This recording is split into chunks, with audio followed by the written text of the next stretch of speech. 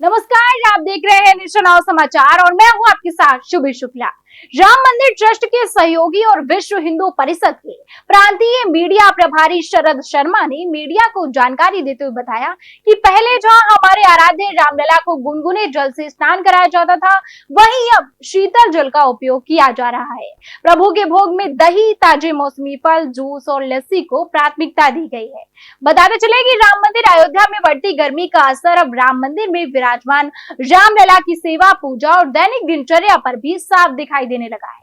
मौसम में आए बदलाव को ध्यान में रखते हुए मंदिर प्रशासन ने राग, भोग, स्नान, वस्त्र और आरती की पूरी व्यवस्था को गर्मियों के अनुरूप परिवर्तित कर दिया है।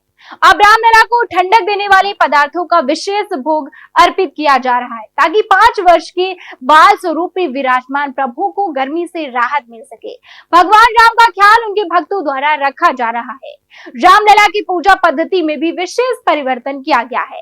पूर्णिमा के बाद से अब दीपों की बजाय फूलों से आरती की जा रही है, ताकि दीपक की आग से किसी प्रकार की गर्मी ना बढ़े। मंदिर प्रशासन का मानना है कि बाल स्वरूप रामलला की सेवा उसी भाव से की जानी चाहिए जैसे किसी छोटे बच्चे की देखभाल की जाती है। श्री राम जन्मभूमि पर रामलला विराजमान को उसी प्रकार से सारी व्यवस्थाएं प्रदान की जाती हैं जिस प्रकार से मनुष्य जीवन में धूप, गर्मी, बरसात आदि की व्यवस्था खान पान की रहती है। रामलला चूँकि प्राण प्रतिष्ठित हैं और लाखों करोड़ लोग उनके अनुयायी हैं, इस को ध्यान में रखते हुए चूँकि गर्मी का मौसम चल रहा है और गर्मी प्रारंभ हो गई है, इस कारण से धूप, छाया इन सब का ख्याल रखा जा रहा है। धूप के कारण जो है छाया प्रदान की गई है यात्रियों को, राम भक्तों को। ठीक उसी प्रकार से भगवान श्री रामलला के दरबार में उनको जो भोग राग लगता है वह भी जो है गर्मी को ध्यान में रखकर शीतलता प्रदान करने के लिए लगाया जाता है। भोग में जो है ठंडाई का प्रयोग, ठंडे जल का प्रयोग और इसके साथ ही साथ जो है वस्त्रों में उनको सूती वस्त्र जो उनको गर्मी से बचाएं, ऐसे वस्त्रों का उपयोग, साथ ही साथ उनके उसमें वातानुकूलित कर रखा गया गर्भगृह को।